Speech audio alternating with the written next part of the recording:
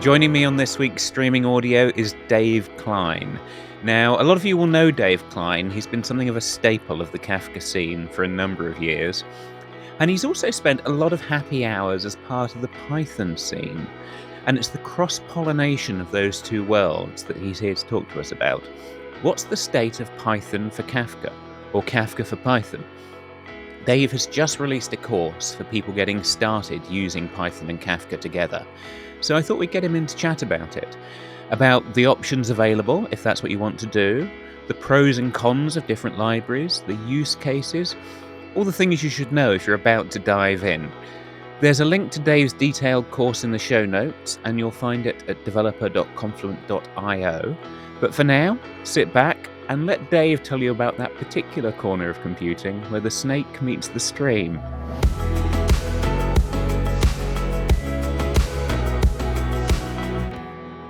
Joining me today is Dave Klein. Dave, how you doing? Doing all right, thanks. How about you?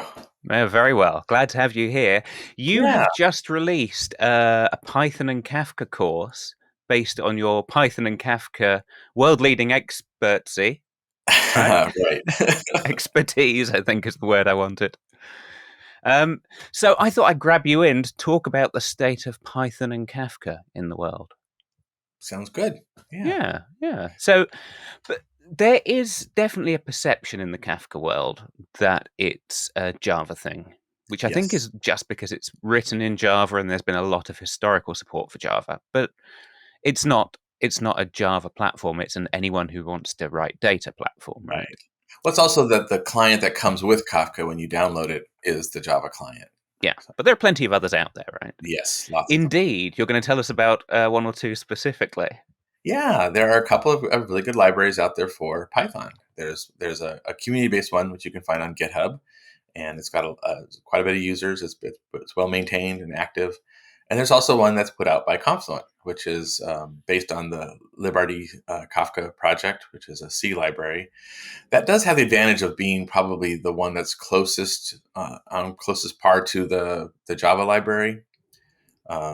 And Confluent puts a lot of effort into keeping it that way. So it's a great library to use, and that's the one that we do talk about in the course. But both of them will get you what you need to do. And I did some real just ad hoc. What's the word I'm looking for? Benchmarking. Sorry, did a little bit of ad hoc benchmarking with the two, and the Confluent library is a little bit faster, about 10%. On most use cases that I tried. So that's nothing scientific there, but just something to think about.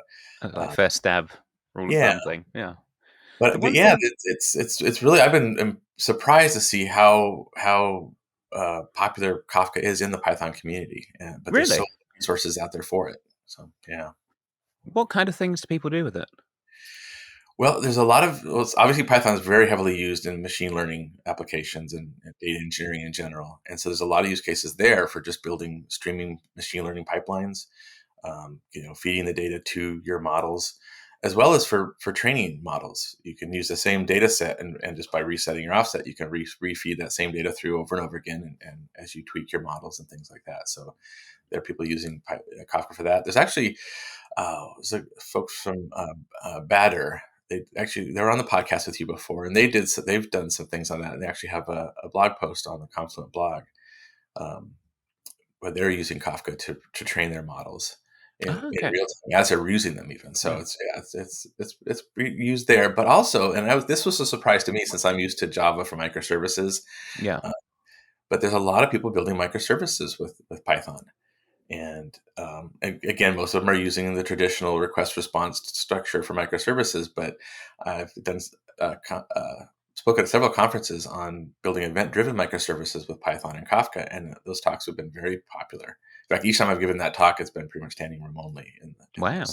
So, yeah, and a lot of great discussions afterwards, and people are starting to see the value of that there. So that's another popular use case, apparently.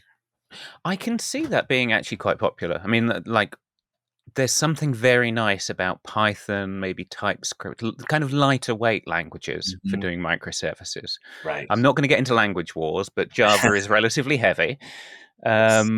Yeah, I can see that being popular. And then you've got the whole Kafka microservices story that we've talked about a few times. I can see that being an overlap. So let's go right. Why don't we go right back to the start and get your history? How did you get into like the world of Kafka and the world of Python? Did you come to one before the other, or? Um,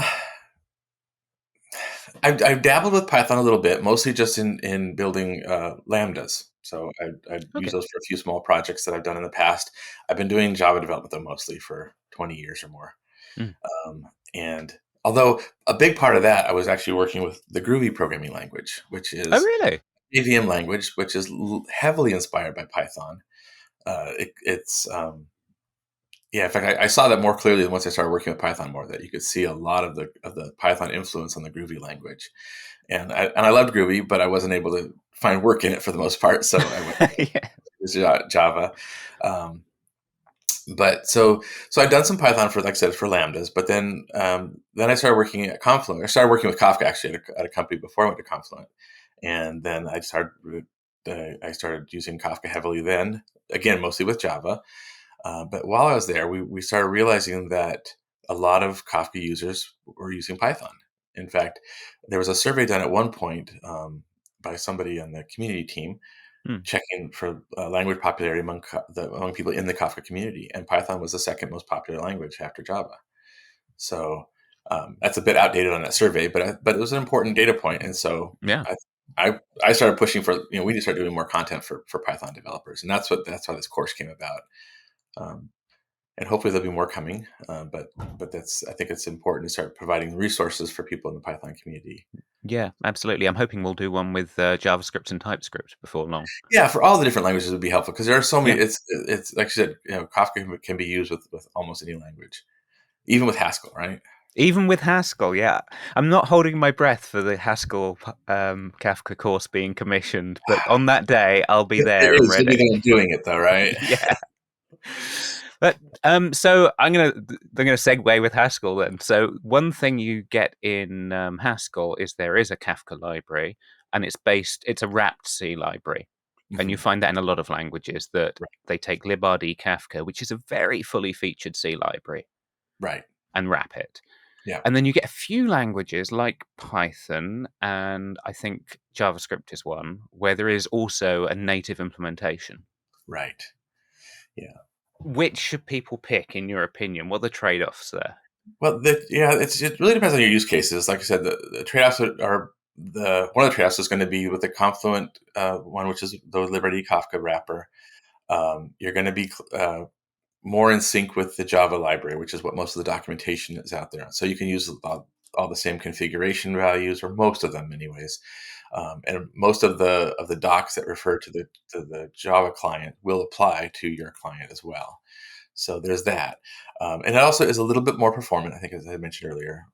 But there's some drawbacks with it as well, and that is it's not pure Python. So it is a wrapper of the C library, and so if you were to try to embed a Kafka consumer producer in a like a PyScript client running in a browser, you wouldn't be able to do that with the Confluent library.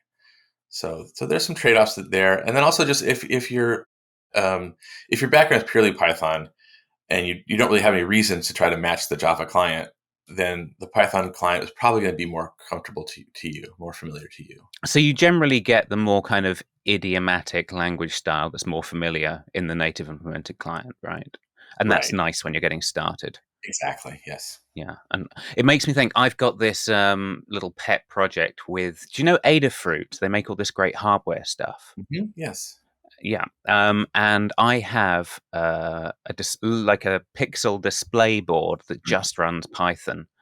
And I Okay. tried to get the Confluent Kafka library on it, and I couldn't because it requires C. And I'm hoping that after this conversation, I'll know what I need to know to get the native one running. Yeah. Yeah. You should give that a try. That'd be cool. But the flip side, and I have to mention this for performance, and I think this is again my expertise. This is definitely true for Java. I assume it's true for Python. That the C library has things like producer batching, which makes a huge impact on performance when you get large. Right. Yeah. The Python client definitely has that. At least the Confluent Python client definitely has that. I'm not certain about the native client. I would assume that it does something like that, but I don't know for sure. It's one of those things where you need to check the feature list before Yeah, you. but Yeah. the Confluent Kafka client does definitely have that. It also the consumers participate in consumer groups just like the Java consumers do. So it takes advantage of a lot of. That's why I say that's one of the key advantages too. Is the things that you hear about from the Java world in Kafka, they're all going to be there in the Confluent Kafka client. Yeah. I have trouble Yeah. saying that word today. Yeah.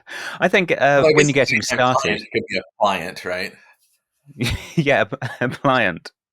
In fact, someone's going to create a library with that name now, Pliant, Python Kafka library client. Yeah, I can see that happening. So you go into this in depth in your course, but what do you have any tips for someone getting started in Python with Kafka? Um, well, yeah, if you wanted to start really quickly and easily, you could do it with a Jupyter notebook. And I was surprised to see how well that runs. You can, um, Confluent provides some great Docker Compose files that you can find on their tutorial site, and they'll load Mm. up all the infrastructure for you. You can actually run those within a Jupyter notebook. I just Oh, cool. experimented. I did that. Yeah, you could run shell scripts in a notebook, and so you just run but you could do it on the command line as well. But run those I would recommend just run the Docker Compose files that get up your infrastructure. They'll spin up your Zookeeper and Kafka broker, all those things you need, and then you can just start import the um, Kafka the Confluent Kafka library. First, it's just pip install Confluent-Kafka, and then once you got that installed, then you can just import the producer or consumer from that library. And away you go. In fact, it's so simple to use. It's just a few lines. Like I said, you could do it. And on my GitHub repository, I've got a notebook that's just a producer and a consumer in it. That's really simple. But I recently did a half day workshop on Kafka. It's a Java based workshop. And the Okay. whole time I was doing, I was thinking, boy, I wish I was doing this with Python. It'd be so much, like, you give exercises for the students in a workshop to do, right? And Yeah. so I had to basically build a project, put it on GitHub, and leave out a few bits for them to fill in, Yeah. because there's no way they can do the whole thing from scratch in the time that we have in this workshop, because there's so much boilerplate code to include in a Java project. And so Yeah. Python is actually a great way to learn Kafka because there's so much less you have to do before you're actually doing the important bits. Yes, yeah. I found recently that I've started to lean more on things like Python and TypeScript for prototyping, if not the final product, right? Exactly. Yeah. Yeah. Um, and a lot of people would stick with that for the whole lifetime of the project and go for it. But I would suggest to anyone using Java that maybe having a lightweight scripting-ish language under your Mhm. belt is a Yeah. valuable addition to getting things like sketched out. Yeah, exactly. Yeah, you got Yeah. the REPL, you've got notebooks, you got lots of different ways to do things quickly that don't take all of the extra work that you would need to do with Java. Yeah. But then that gets us into another topic, which I'm Mm. sure Java purists will come back to every time: types and type checking and schemas and validation of type shapes. What can you teach us about that? Well, we do have a section in the course that covers working with schemas. So as far as when you're working with Kafka, you do want to use schemas, and that's supported with the Confluent Kafka Python library. So um, it still works with the schema registry as well. So you can still have your schemas stored in the registry, and the producers can pick them up can store them there, and the consumers can pick them up from the schema registry. So you still have those same advantages, and I recommend doing that. So that's why we wanted to make sure to include a module on that in the course. As far as types in your programming, that's still up for debate. That there are some of those folks like you that like types that have run directions. So there is type hints you can add to Python now, so you can have some of that behavior that you're looking for. They don't actually exist when you're running it. It's not enforced quite the same way, but they'll help you out in your IDEs and things like that. Okay. Is it like a compile time linter Yeah, type basically. thing? So Yeah, yeah. you can, and there's a few different ways to do that. I prefer not having them. That's why I said I really enjoyed Groovy, because it was a dynamic version of Java, and types were optional. And so, but I understand the argument. I don't want to again have No, I think that video you could do a whole podcast that just every week was exactly. more of Yeah, the argument about types. right. Um, yeah, so you can, and a lot of people do use that for providing, especially on shared projects with multiple people on a team working on it. It does give more information to other developers who don't know what you're thinking when you wrote the code. But since I guess I've worked so much on my own for projects that I know what I meant, and so it's and also using things, well named variables, things like that. So, Yeah. but yeah. Yeah, But yeah, you can definitely let's add just types to agree sometimes that people. schemas are a good thing That for like that is definitely because one of the key company-wide things things. with Kafka, one of the key things with Kafka clients, the producers and consumers are decoupled. They don't know anything about each other, right? And so, but they do need to agree on the data that they're working with. And so I think schemas are very critical for that. Yeah, They work really well with the and Python client. from what I've used in the Python world, actually the integration with schemas, frankly, it feels nicer than the Java stuff. That's been my experience. It's just a little more lightweight. You have to hint a bit less about what your types are. Hmm. Um, and I don't find I get any more runtime errors from schema deserialization than I do in the Java world. Right, right. Yeah, it works really well with them. Mm. The integration with the schema registry is not quite as thorough as it is with the Java client. Um, it's there, but it doesn't do. Um, you still need to give it, like with the Java client. You don't have to mention the schemas at all. Really, it's automatically picked up from the message. The schema registry will pick it up, and the consumers will pick it up. So it's much more seamless. You still need to pass in the schema with when you're constructing the producer, if you're using with the schema registry, some things like that. So but it's minor, and it's only when you're first making that first connection. And I'm sure that'll improve over time as well. But yeah, right now the Java client does work a little bit more seamlessly with the schema registry than the Python Oh, you client. think? Okay. Maybe it's because I've been mostly writing Kafka streams lately, but I find it a little bit painful the amount Yeah, of no, pipe hinting I have to do. in working with it, it's great. It's just in setting up the initial connection with the schema Yeah, registry that's yeah, not quite as seamless.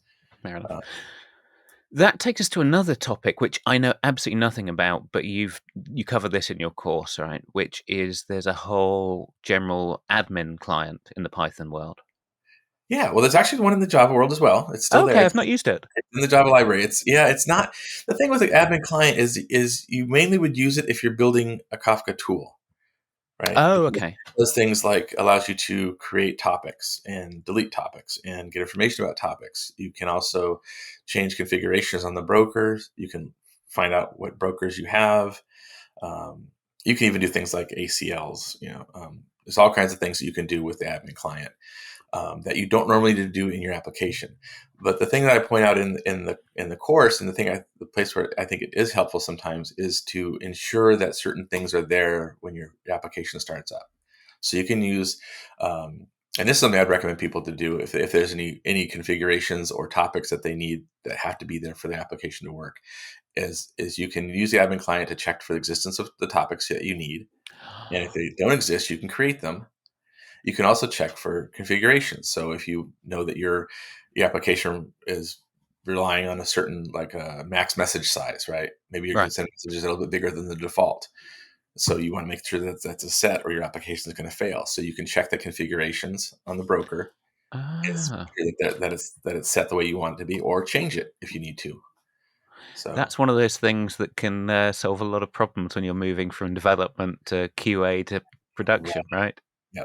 Yeah. Or if you're building a package that might be building software that might be used by other people as well, something that Mm. that you're posting and people can download, or it's an open source project or even a commercial project that you're giving out. So That explains why I've never encountered it. I've never actually gone. I've never and actually. yeah, Yeah. it, but when you have that need, it really is a helpful tool to have. So Yeah. Yeah. Do you use? I mean, outside of work, do you use Python and Kafka much, or is it mostly a work tool for you? oh boy, yeah, it's mostly just been for work. That's fair. Yeah, You're a busy man. that's the thing. Yeah, I haven't had a lot of side project things in a long time. I used to do more of that, and if I did, I think I would be finding ways to use Kafka now. Uh, Kafka, I found, is one of those things that once you discover it, you start finding uses for it all over the place. Um, I mean, I once I started learning about Kafka, I my mind raced back to many projects I worked on that really could have used it and would have benefited from it. Yeah, Yeah. And so I can even think of side projects of my own that I've done that. Yeah, that Kafka would have helped with that too. But yeah, yeah. It's funny. I've worked on like I've written up one or two of them actually. It's like places where we tried to reinvent a real-time data stream in Postgres or things. right, And it's like, back then it was probably the right choice, but back then Kafka didn't exist, and now I do it differently. right, yeah. Yeah, yeah. So we've touched on one other thing I wanted to discuss with you. I mentioned Kafka Streams and my current wrestling with it in Java. Mm-hmm. Do I have any options for the Python world? Yeah, there are some. There is probably the most well-known one is Faust, which I believe was started with Robinhood. I think which Oh yeah, yeah. I've heard some of this controversy because they kind of dropped it and then it they got taken kind of over dropped by it, someone else. and it was forked now. So there's a community-supported version that's out there now that's still being maintained, and that probably is the closest match to what you would do with Kafka Streams, but for Python, and it can do most of the same things. So it's pretty full-featured Okay. streaming library. There's some others out there that are newer. There's one that's relatively new called Bytewax. Bite wax. Okay. Yeah, which is Python, and it has a Rust component built in. But that's you don't, as a user of it, you wouldn't really see that from what I hear. I haven't actually tried using it myself yet, but I did talk with one of the folks from Bytewax recently, and they it sounds like it would be a really good option to check out if you want to do streaming with Python. Those are the two that I know of that are actual that you can actually build into your applications like you would Kafka Streams. Mm. There's other services out there that you can use that will provide streaming as well. There's a company called Quix, which has a streaming library or streaming platform that they provide. Um, it almost you can almost think of it as equivalent to KSQL DB, um, where we're running on Confluent Cloud, except that this is Kafka and Python applications running on the cloud. So Oh, you okay. build your applications with Python, and it has the streaming components and stuff, and all built into that, and then you deploy the whole thing onto their cloud infrastructure. Okay, you might have to send me some contacts. Maybe we can get them Yeah, on the podcast too. yeah, I think it would be really interesting to have them on. Yeah, it's Yeah. a pretty interesting pretty interesting project. Yeah, I'd like to talk to someone about the gory details of implementing your own Kafka library Yeah. too. Yeah. So there's like I said, there's a few options to use for that, and it's becoming as especially as Python is becoming used with Kafka more in things like streaming pipelines for machine learning or event-driven microservices. People are seeing the need for a streaming library more. So you've seen lots of people asking if there was one that Confluent supports, and Confluent doesn't support one directly, but you're seeing a lot of growth in things like Faust and now Bytewax. So Yeah. I think you'll hear more from both of those in the future. I've got to try and use one of these in anger Yeah, against a that's real the key thing. project. Yeah, Yeah. Yeah. Which you don't always find the time to do in this job. right. In any job, actually, you don't always find the time to experiment, right? Too busy with the day to day. Yeah, that's what happens. But you get to do this fun thing like where you stop the day to day and record a training course for Python. Yeah, that was a lot of fun. Yeah? Yeah, it What's it was. actually like doing it? Well, first I was building the course, and so building the course, I started thinking, oh, this will be like building a conference talk, and so I started down that road. And it's not. It's very different, really. And so it still has a slide deck with it, and then I turned my speaker notes. Normally, I have just a few bullet points in my speaker notes, and then when you give the talk, you just kind of ad lib it as you go. That Mm. doesn't work for recording something like this course, and so I had to turn the speaker notes into a full fledged script. Fortunately, there was a coworker, Dave Shook. He's really good with this kind of stuff, and he turned my notes into a document for me, which then turns into a script, and then I was able to work through that. And I had to rehearse it a lot more than I would normally do for a conference presentation. I can believe that if you're expecting to hit specific sentences. Exactly, Yeah. yeah. So I did a lot Yeah. more rehearsing of it, and so that was unique, or a new thing for me. I'll generally practice a conference presentation, but not to this extent. So, and then the recording was really fun. There's a team that they're based out of Oakland. We went to their little studio. We went and Oh, did the wow. in their studio, which had its own adventures because their studio is in a little. It's in a converted factory that's turned into like a suite of boutique shops of different kinds. Right. Really neat kind of place, almost like a co-working space, except it's a little office suites, and they're not just always offices. The one next door to the studio happens to be an auto detailing place, and they made a lot of interesting noises. Oh, I So, bet. so we would have to stop the recording every once in a while when they were doing something noisy, and um, the folks doing the recording, they knew how long what they were doing over there. So, oh, right now they're doing this and that, so they'll be done in a minute. So we'd pause and wait, and finish again, and but they did an amazing job of filtering all that out, and then some edits too and stuff like that. So, and they also just made it. It was the first time I've done recording anything like that in front of a camera, reading from a teleprompter and that kind of thing. Oh, And yeah.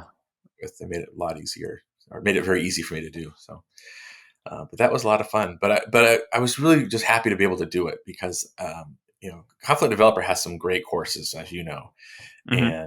and but none of them were there for the Python community. They're all focused, or they're all assuming you're going to be working with Java for the most part.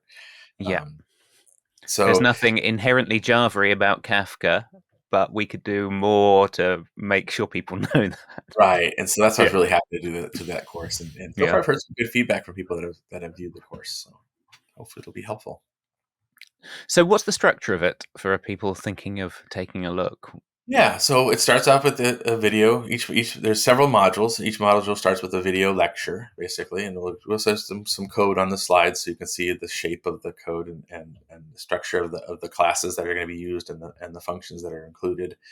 And then we'll go to a hands-on exercise after each module, except for the final one. But after the other modules, each one has a hands-on exercises, and that's basically like a tutorial. So there'll be some steps you can follow to do the exercise yourself, and get hands-on practice with using the library. Right.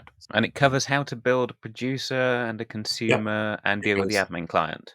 producer, the consumer, the admin client, and also using the producer with the schemas, which is a little bit Ah, separate thing. So the producer by yes. itself is simpler to use, but then if you're using it with schemas, there's a few more steps to include.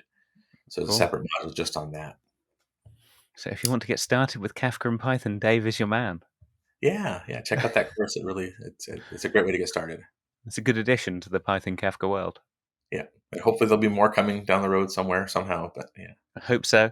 Hope at some point this year they along, let me along with that me at the Haskell course. TypeScript one. That Yeah, Haskell course, yes, absolutely. I have this theory that if I just say Haskell enough in this podcast, I might get like 0.1% of the audience testing yeah, it out. that might work. Yeah. In the meantime, I should probably leave you to get back to your. It seems like you're always at another Python community meetup somewhere. Yeah, there's a lot of them out there. That's Mm. another thing I've enjoyed about Python as I got more involved in it, is it's got a very vibrant community. It's especially if you're getting started. There are so many YouTube channels and Twitter accounts out there that people are just eager to help you get started and learn. And then if you go to an event, it's just a very welcoming, warm community, very much like the Kafka community. So it's Oh, a great that's blend. good to hear. Yeah, and there's it's sort of become one of the de facto like your first languages, as well as Hmm. being something you can take all the way into production. A lot of people get started with it because it's friendly, right? Right. Yes, but And there's so a it lot of tends to be. career opportunities in Python right now too. So it's a great Mm, if you just want to get into software development in general, I think Python's a great choice. yeah, I've had a lot of fun with it, and of course it has that lovely indentation-based syntax like Haskell. Yeah. Okay. Good. So I didn't know that Haskell had that. That was the one thing that took a little getting used to for me. But now that it's Yeah. really not a big deal once you are used to it. It actually makes a lot of sense. Um, but I did want to mention one other thing. You actually used Python for one of your coding in motion videos, right? I did, yes. Thank you for the plug. Yeah, that was Python against the YouTube API to send Telegram messages. Exactly. Yeah, that was a Brilliant. really good one. Yeah. We'll link to Thank that in you. the That show was notes. That was a yeah. really good one. You're doing Yeah. my job for me. Thank you. Yeah, but the more we do Kafka with other languages, the better. The more diverse and thriving our community can be, right? Exactly. Yeah, and it Yeah, already is good that stuff. way. I think it just helps us to provide more content for them, and I think it's going to be great. Yeah. Well, thank you very much for recording the course, Dave, and thanks for coming to talk about it. Yeah, thanks for having me on. I really appreciate it. Cheers. Catch you soon. Thank you, Dave. And hopefully some of you will get to meet Dave at a Kafka summit soon, or a Python conference near you, or something like that, something on the computing scene. Dave really is one of the nicest, warmest people you'll ever meet in computing, so if you do spot him, go up and say hi. And tell him Streaming Audio says hi too.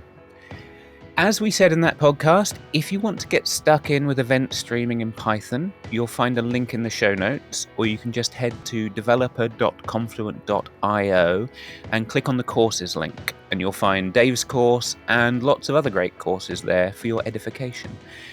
And since Dave gave me the excuse to mention it, I will say that Confluent Developer will also take you to a few episodes of Coding in Motion, where I've been hacking together some interesting streaming projects in TypeScript, bit of Python, bit of KSQL, and hopefully one day I'll sneak a Haskell episode in there. I'm not sure I'll get away with it, but maybe I'll try shortly before I get fired. Before I take that risk, it just remains for me to thank Dave Klein for joining us and you for listening. I've been your host, Chris Jenkins, and I'll catch you next time.